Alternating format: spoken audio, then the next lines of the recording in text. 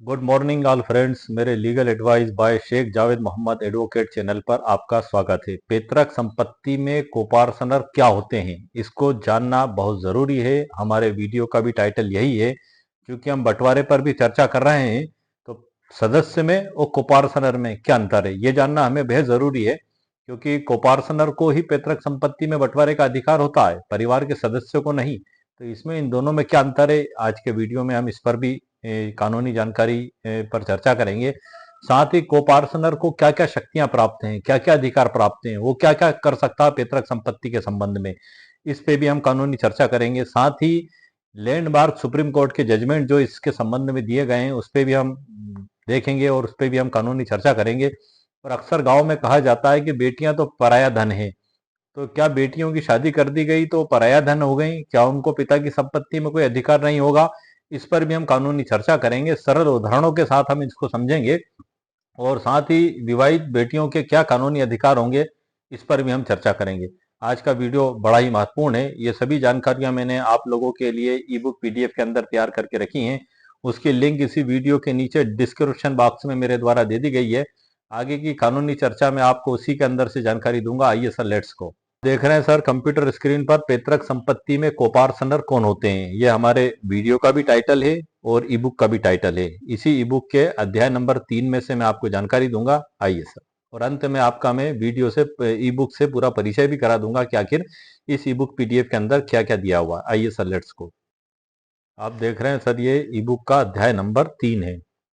Coparcener, इसको हिंदी में सहधायक बोला जाता है।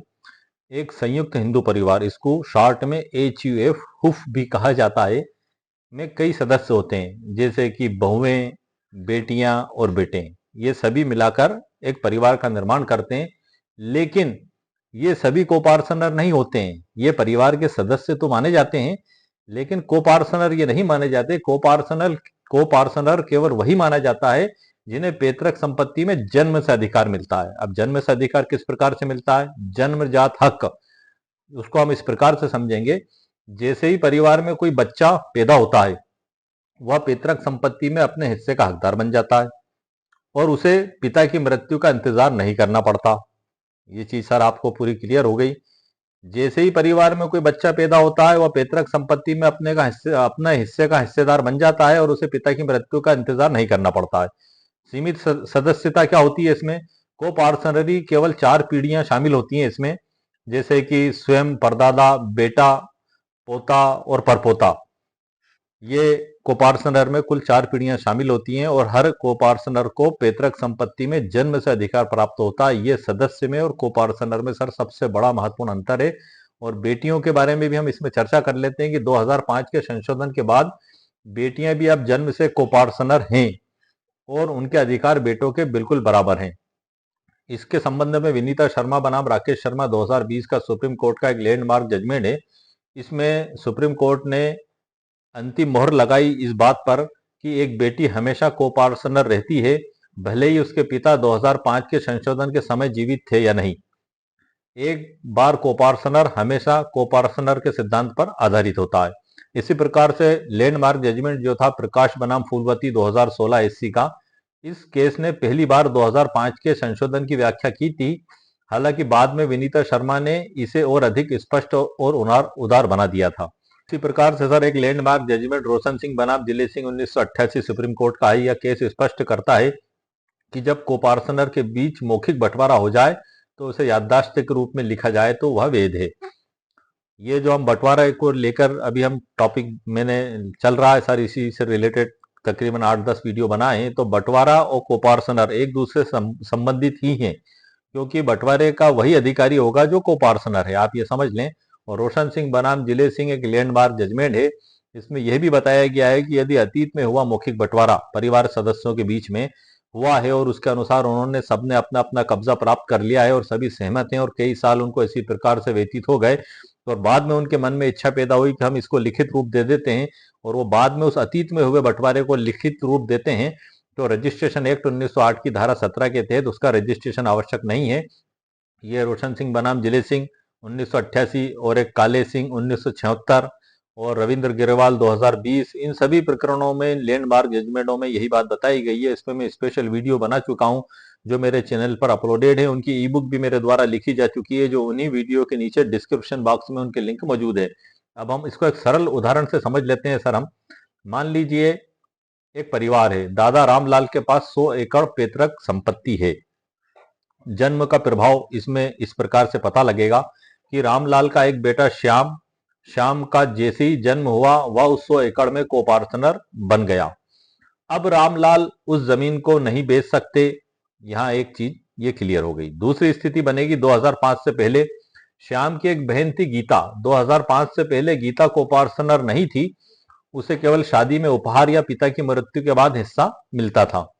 आज की स्थिति जो है 2026 की, अब गीता भी कोपार्टनर है। यदि आज बंटवारा होता है तो रामलाल, श्याम और गीता तीनों को बराबर हिस्सा, मतलब 33-33 एकड़ जमीन तीनों को प्राप्त होगी, क्योंकि तीनों बराबर उसमें अधिकारी हो गए कोपार्टनर होने के कारण। अब हम कोपार्टनर के पास क्या शक्तियां हैं और क्या अधिकार हैं, इसको भी हम समझ लेते हैं। नंबर 1 है बंटवारे की मांग। कोई भी कोपार्टनर किसी भी समय बंटवारे का वाद, मतलब पार्टीशन सूट दाखिल कर सकता है। यह सबसे बड़ा महत्वपूर्ण अधिकार है। दूसरा, संपत्ति की सुरक्षा।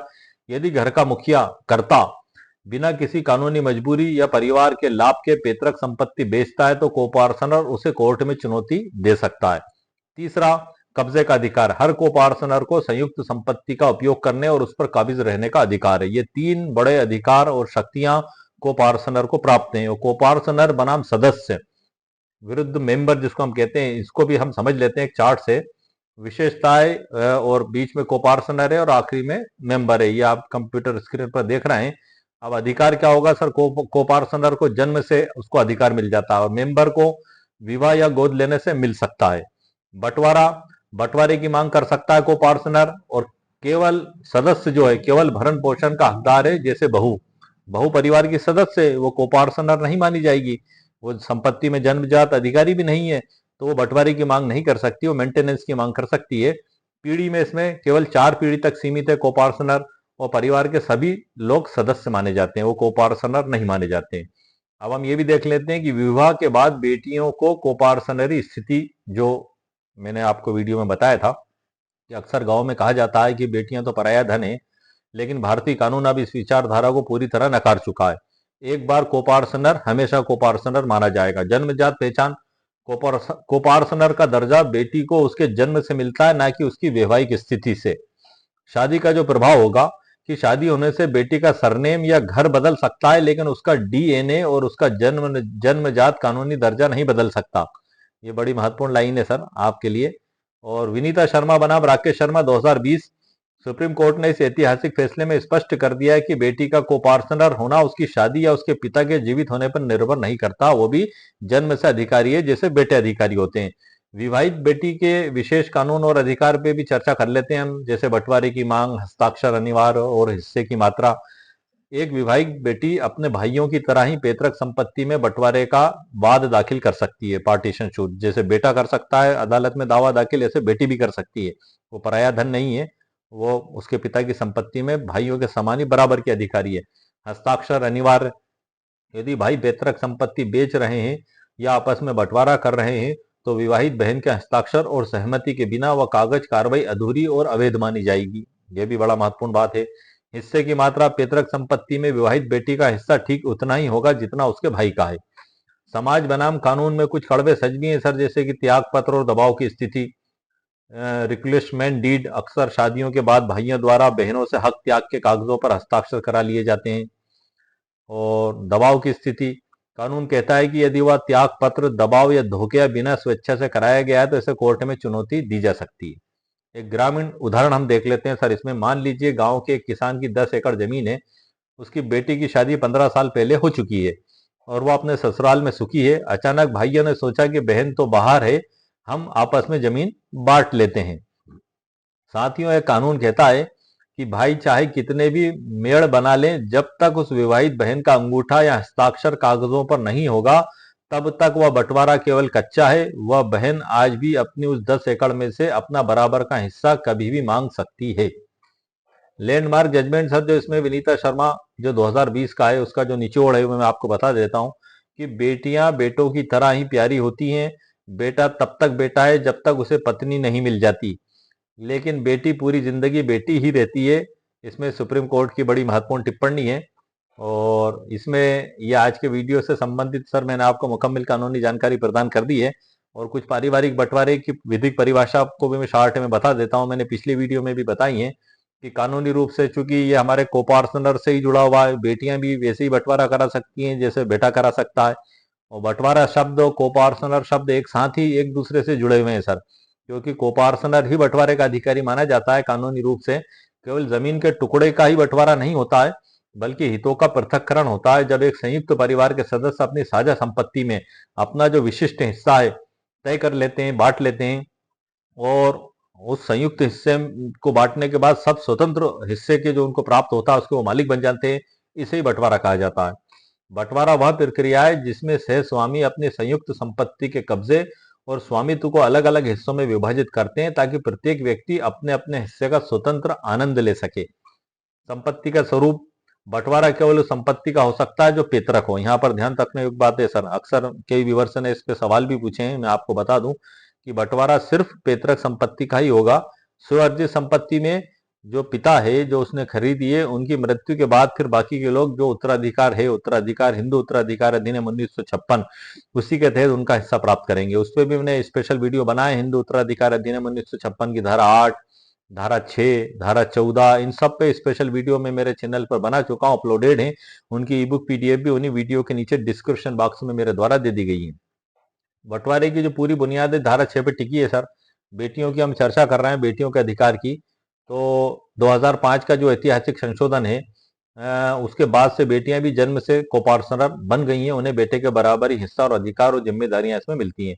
मौखिक बंटवारा बनाम लिखित बंटवारा कानून की नजर में, मौखिक बंटवारा भी सर कानूनी रूप से मान्य है।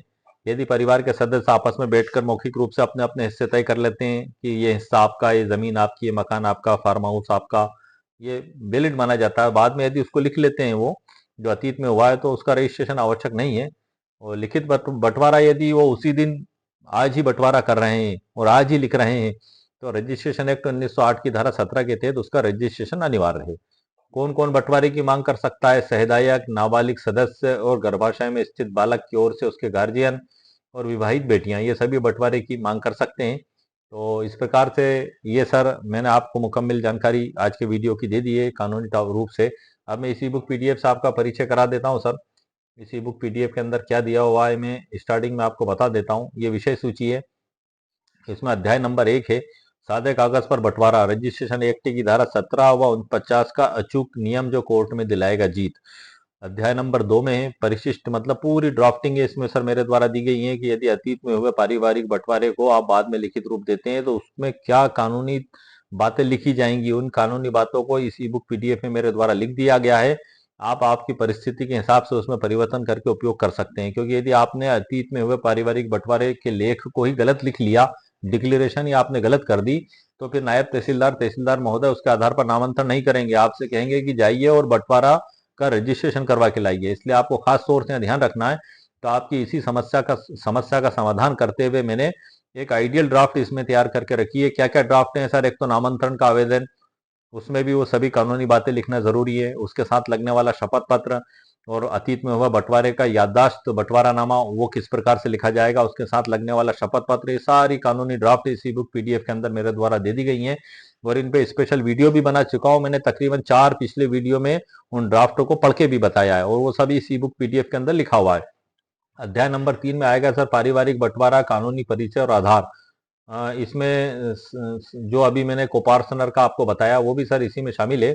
और इसमें मैं कोपार्टनर शब्द और बढ़ा देता हूँ, यहाँ पर रह गया है, वहां पे मैंने बढ़ा दिया है उसको। कोपार्टनर की परिभाषा ये मैंने सर इसमें बढ़ा दिया है। और अध्याय 4 में पारिवारिक बंटवारा, कानूनी परिचय और आधार। 5वें में जो बंटवारा अतीत में मौखिक हो चुका है उसके आधार पर नामांतरण कैसे करवाएं। 6ठे में बंटवारा करने के विभिन्न तरीके और संबंधित धाराएं। 7 में याददाश्त बंटवारानामा और लैंडमार्क जजमेंट। कुल 7 लैंडमार्क जजमेंट खास हैं इसी से रिलेटेड, वो सब कुछ ई बुक पीडीएफ के अंदर लिख दिए हैं। मेरे कुछ व्यूवर्स ने कमेंट्स किया था कि सर हमें आप लैंडमार्क जजमेंट बताएं आप, तो सर लैंडमार्क जजमेंट मैंने इस ई बुक पीडीएफ के अंदर आप लोगों के लिए लिख दिए हैं। उनकी सरल व्याख्या भी मेरे द्वारा की गई है, सब कुछ इस ई बुक पीडीएफ के अंदर मौजूद है। अध्याय 7 में याददाश्त बंटवारानामा और लैंडमार्क जजमेंट। 8 में है याददाश्तनामे की नोटरी सादे कागज की तुलना में क्या फायदे होंगे।